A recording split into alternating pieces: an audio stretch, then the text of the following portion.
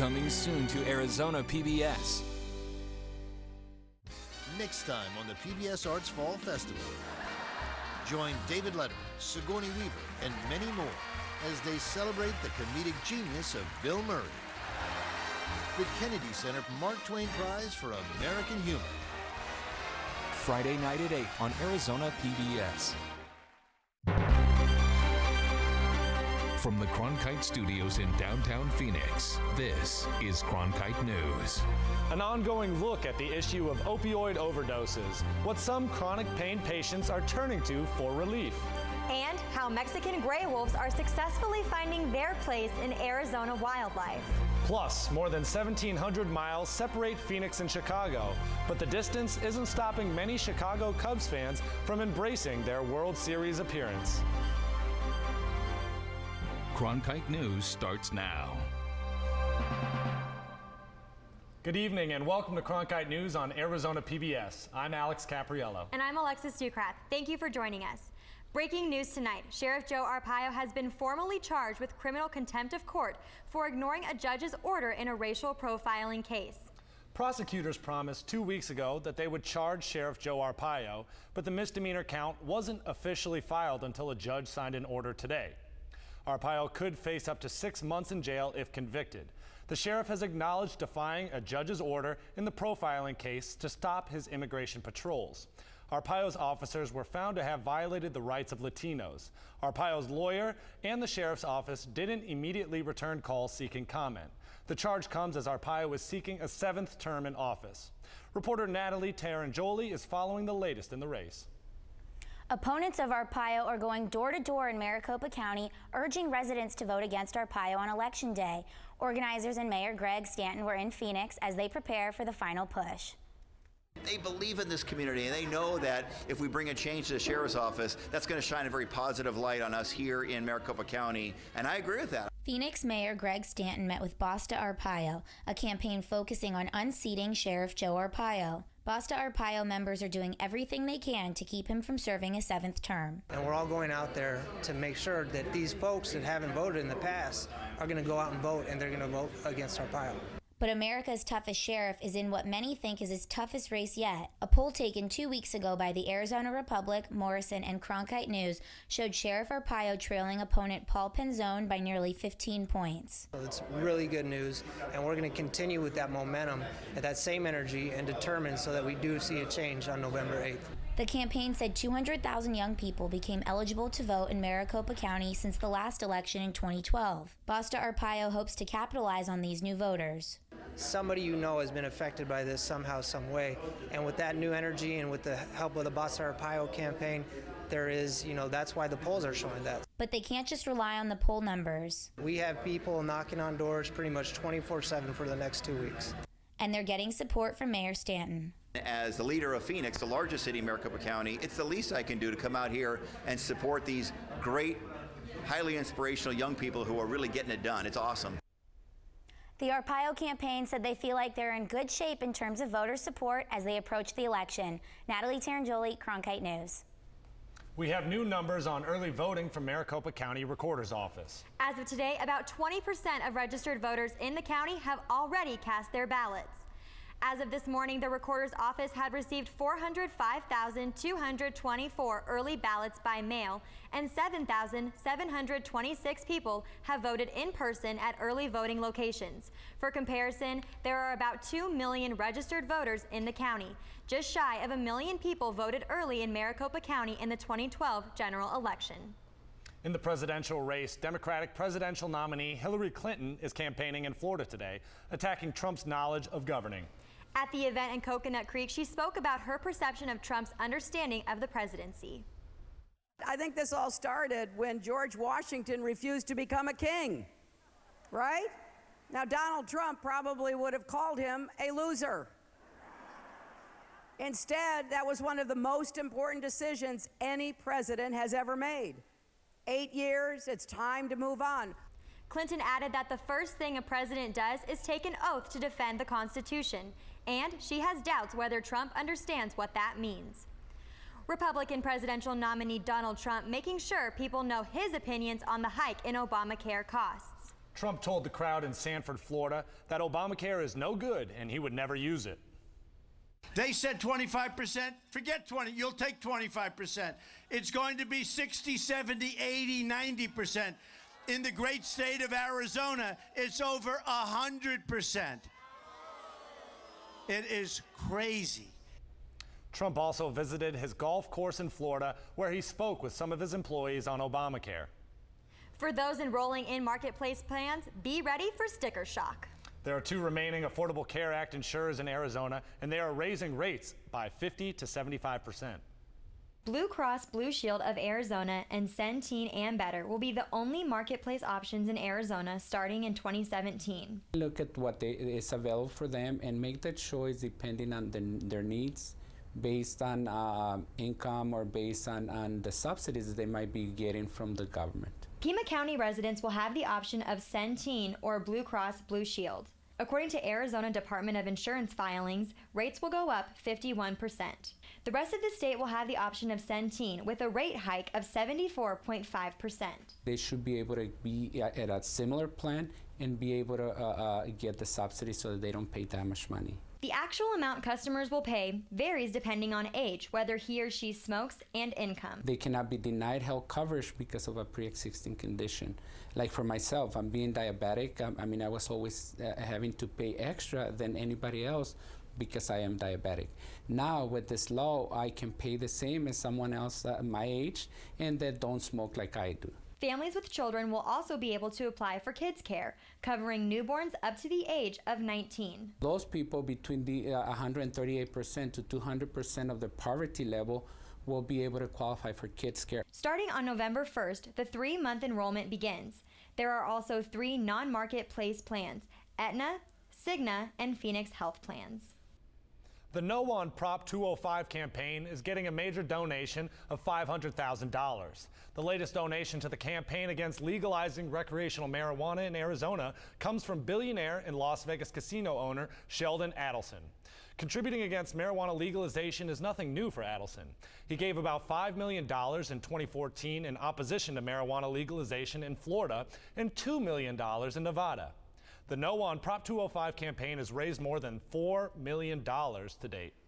Drug overdose is the leading cause of accidental death in the United States, according to the American Society of Addiction Medicine. Now, doctors and patients are turning to alternative forms of treatment to ease pain and reduce the need for powerful and sometimes deadly painkillers. Reporter Kate Pfeiffer investigated the trend and joins us live in the control room. Prescription pain relievers account for more than 40% of all drug overdoses, and more than 1.9 million Americans are addicted to prescription pills. But some chronic pain patients are turning to alternative forms of treatment for relief. Eric Johnson lives with fibromyalgia and myasthenia gravis, or muscle weakness, and chronic pain syndrome. He's one of nearly 100 million Americans that have constant pain. For relief, he takes medical marijuana. It really helped. It helped to the point where I stopped the Lyrica and I was taking a very low dose of tramadol, and most of the time none at all. A study by the Journal of the American Medical Association says opioid overdose death rates decreased by almost 25% in states that legalized medical marijuana. Patients were responsibly using cannabis instead of using opiates. And as we see with the 2014 JAMA article, patients not using so many opiates means less people die. And it's impossible to overdose on cannabis. And that's the problem with the opioids, of course, because that's where our center for breathing and our heart is controlled through the brainstem.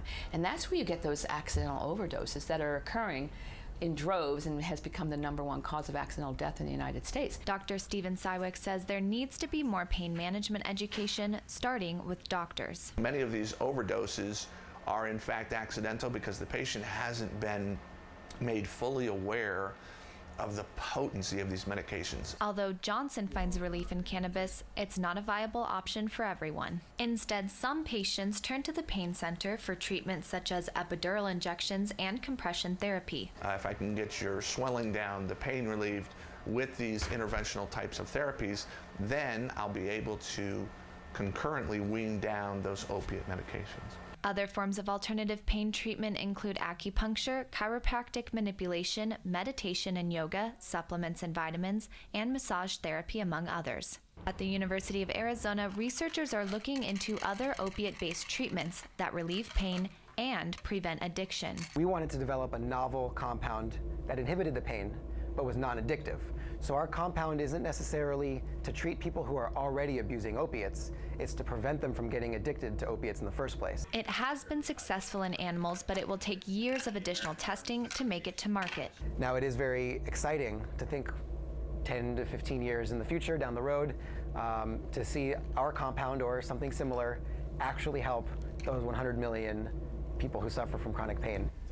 Many chronic pain patients fear that the national attention on addiction will keep doctors from legitimately prescribing prescription pills for patients in pain. In the control room, Kate Pfeiffer, Cronkite News. Our Public Insight Network Bureau gathered national responses from people who use medical marijuana as an alternative way to handle physical pain. Lisa Olson, who has multiple sclerosis, said, "People who use medical marijuana every day aren't walking around in a fog. We aren't high, we own businesses, teach students, take care of patients, raise our children, serve in our communities, and care about things like organic foods and healthy lifestyles. We aren't lazy, we aren't immoral." Matthew Prince, who is a veteran, used to use medical marijuana to control his pain from spinal stenosis. He said, "While I lived in California, I had my medical card and had 2 to 5 bad spasms a month. I was working with no problems. We had to move to Oklahoma, where medical marijuana is illegal. I'm on 3 pain meds, 2 muscle relaxers, and 2 other meds to control the side effects." If you have experience with using medical marijuana as an alternative way to handle physical pain and would like to participate in our survey, you can go online to cronkitenews.azpbs.org to fill out our online query and share your story. The last time the Chicago Cubs won the World Series, Arizona was still 4 years out from its statehood. But today, it's home to many Chicago natives and Cubs fans. Coming up on Cronkite News. Valley Cubs fans are making sure their cheers and support is received across the country. How some local bars and restaurants are making a little Chicago for the World Series. And it's not too hot out there right now, but that's all about to change. I'll tell you how many records we could break over the next couple days, coming up next. I think I finally found my hallelujah. I've been waiting for this moment all my life now. All my dreams are coming true, yeah. I've been waiting for this moment. It's good to be alive right about now.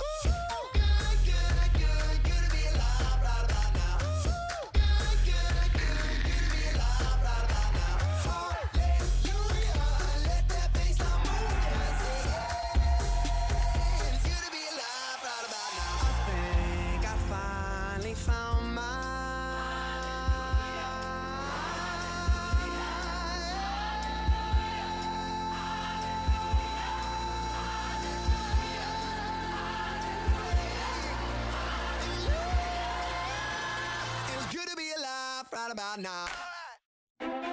Tickets are now available for the annual Walter Cronkite Award for Excellence in Journalism Luncheon, held Monday, November 21st at the Sheraton Grand Phoenix. Join media industry and community leaders in honoring this year's recipient, award-winning journalist and CBS Evening News anchor Scott Pelley.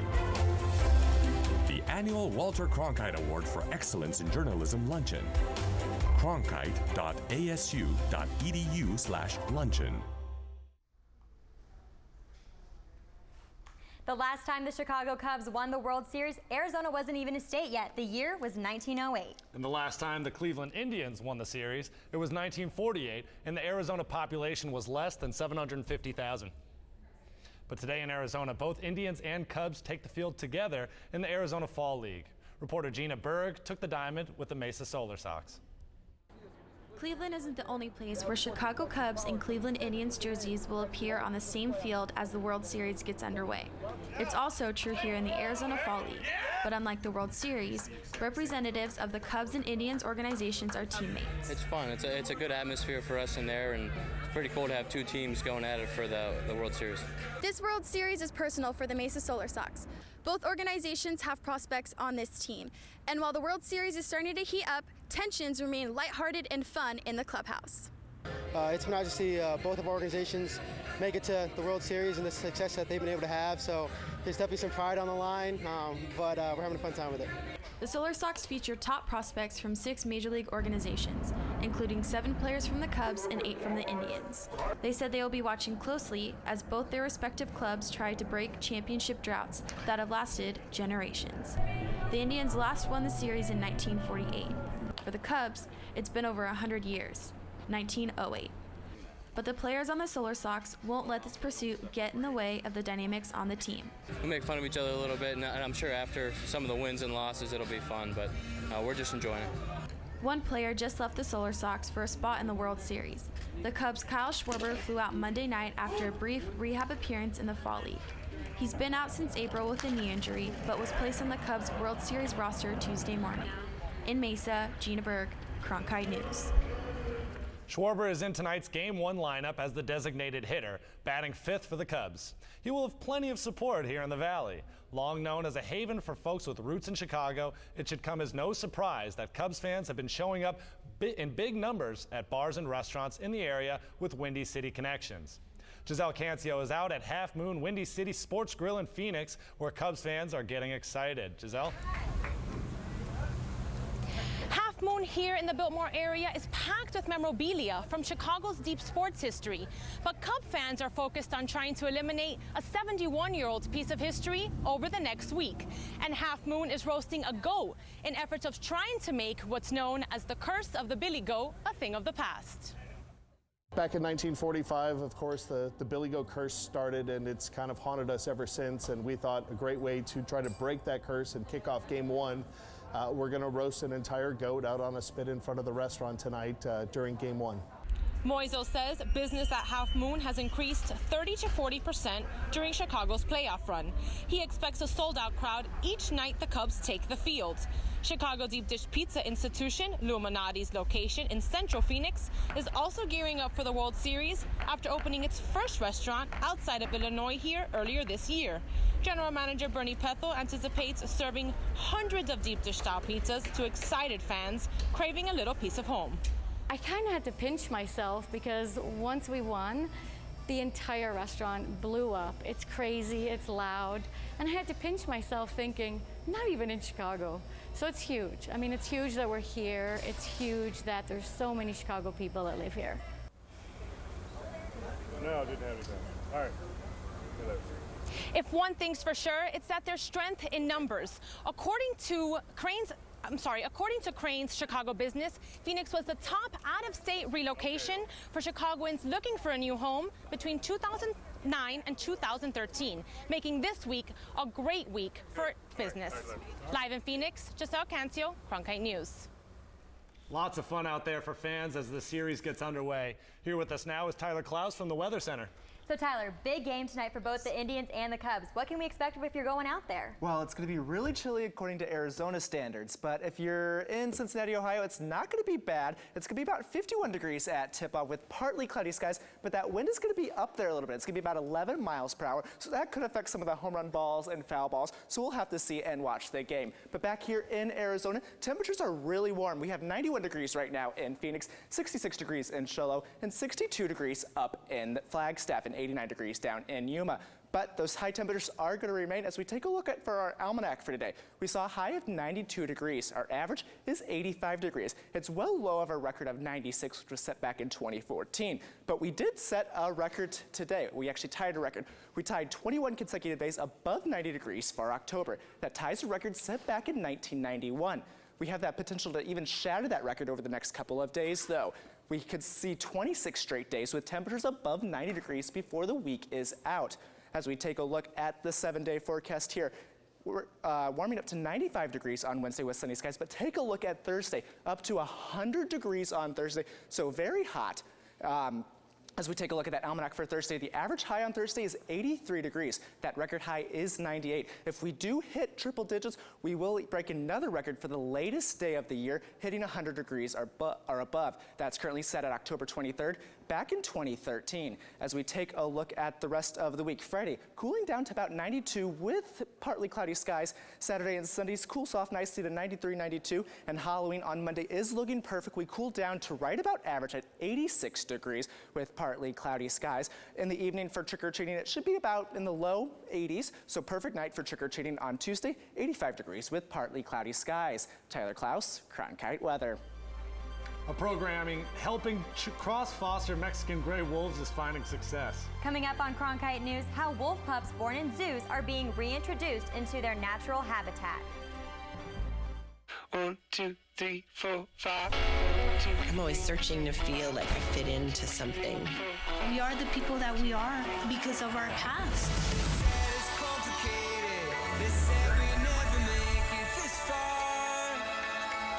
I'm just one of many who stopped being silent.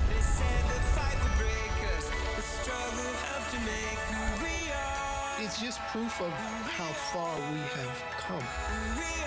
Make sure in all the hustle and bustle, we don't lose sight of why we're here. It all boils down to communicating the lives we live. If you look closely, they've got a story to tell. He connects with you in a very deep way. We wish you love, peace, and soul. Come with us on this great adventure. It's big news for environmentalists here in Arizona and nationwide. A federal judge has approved a settlement of almost $15 billion against Volkswagen for its emissions scam. Nationwide, the settlement calls on VW to pay $10 billion directly to people who owned or leased the faulty cars. Another $2 billion will go to a fund encouraging the use of zero-emission vehicles. And $2.7 billion will go to help improve air quality from the 500,000 affected cars that were sold in the U.S. Arizona will get about $53 million from the Clean Air Fund. Officials with the Mexican Wolf Recovery Program say its cross-fostering program is finding success, with at least 3 pups being born in zoos being adopted into wild wolf packs. The Arizona Game and Fish Department is working with federal wildlife agencies to reintroduce the Mexican wolf to its native habitat here in Arizona and New Mexico. Last year, a team of Cronkite News reporters made a special trip to watch a wolf reintroduction mission in action along the New Mexico border. Here's Ryan Hill with that report. On this cold, windy morning, these groggy wolf pups are being re-released into the wild. You can't find them out here. The U.S. Fish and Wildlife Service picked up these pack mates along the Blue Ridge Reserve on the Arizona-New Mexico border. The pups were shot with tranquilizer darts, picked up by helicopter, and brought to a landing area where vets checked them out, vaccinated them, and fastened on their new tracking collars. Nationally, as a country, we've certainly decided that we want to recover these species, and locally, it's harder on folks. Back in 1998, efforts began to bring this population back from the brink of extinction. It also began a feud between local ranchers and the U.S. Fish and Wildlife Service, with a high price on both sides. It's a lot in this particular helicopter operation. Most of the time, the field crews are spread out across the 2-state area. You know, it's probably $100,000 on the helicopter operation. That is just one piece of the pie. The U.S. Fish and Wildlife Service's annual budget for the Mexican Gray Wolf Project is around $2 million. The U.S. Fish and Wildlife Service thinks that the re-release process of the Mexican gray wolf is going just fine. But for members of Catron County, a sprawling ranching community located near many national forests, it has a cost that impacts them where it hurts the most. I've lost a lot of cows and a lot of calves. Lost about 111 cows and over 300 calves. If I could have sold those cows and those calves, that would have been about $750,000. Ranchers like Thiessen feel the Mexican gray wolf is an economic burden. The federal government is trying to ease their financial struggles with a compensation plan. Thiessen says he may have been reimbursed, but the fund did not completely cover his losses. I'd say no. $4,500, that's 3 calves. They compensated me for 3 calves, and I lost 300 calves. If they want to run wolves on here, they should pay for everything, all the damage they do. If they don't want to pay for it, get the wolves out of here. Thiessen bought his ranch from a family who lost their land due to economic hardships from the Mexican gray wolf and knows it can hurt the price of his land as well. It definitely could. I bought it for maybe a third of what it should have gone for. There's more wolves now than there was when I bought them. The economic problems that surround the Mexican gray wolf may not be solved for the time being, but Oakleaf continues to iron out concerns with ranchers. You want to work with them and try to find solutions, and so you work with the individual rancher and discuss positive solutions. On the Arizona-New Mexico border, I'm Ryan Hill, Cronkite News. Students from across the nation are going from their science classrooms straight to the White House. Coming up on Cronkite News. My life goal since I've been in like 3rd grade was to win a Nobel Prize. How this Arizona student earned himself a spot as an advisor to the president. Hi, I'm Charlie Rose. As part of the Walter Cronkite School of Journalism and Mass Communication at ASU, Arizona PBS is providing a state-of-the-art venue for the next generation of journalists. From newsrooms in Washington, Los Angeles, and here in Phoenix, students engage in real-time, real-world news reporting, broadcast production, and online innovation. The Cronkite School and Arizona PBS working together in new ways to bridge the classroom to the community in the digital age. A 7th grader from Centera Mirage STEM Academy in Goodyear had an idea for a National Technology Field Trip Day to help eliminate the gap in STEM career jobs. That idea earned him a field trip to the White House. There's a National Technology Field Trip Day where all these technology companies, American only, would invite high school and middle school students to their company where they would explain what their company's all about. Sage was one of 11 students, the only one from Arizona, to be invited to the first ever meeting of Kids Science Advisors, where they shared ideas for furthering science, technology, engineering, and mathematics. The field trip is not the only big idea for Sage, who says he is passionate about helping the climate and reducing air pollution. Until then, Sage says he will enjoy being a kid who loves robots, science, and Star Wars. That's it for Cronkite News tonight. Thanks for joining us. For top Arizona stories anytime, go to cronkitenews.azpbs.org.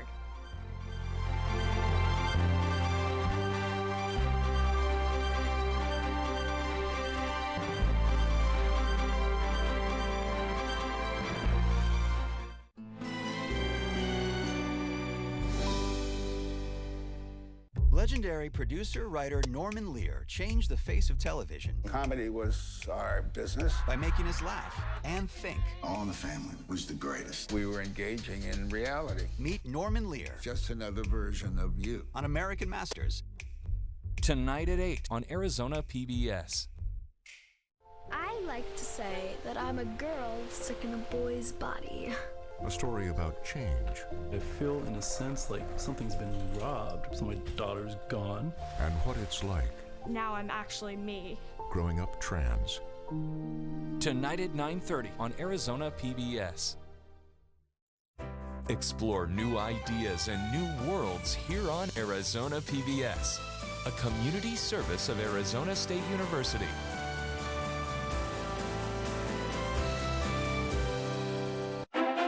Tickets are now available for the annual Walter Cronkite Award for Excellence in Journalism Luncheon, held Monday, November 21st at the Sheraton Grand Phoenix. Join media industry and community leaders in honoring this year's recipient, award-winning journalist and CBS Evening News anchor Scott Pelley.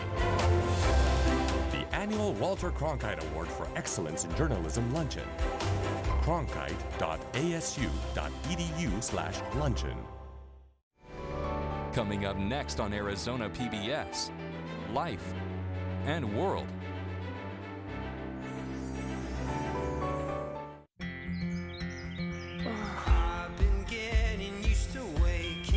Come and play with us. Onward and onward!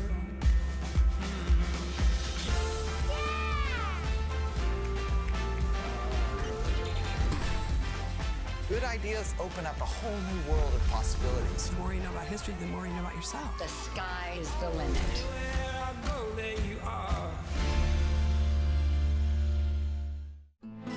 Coming soon to Arizona PBS. They come from below.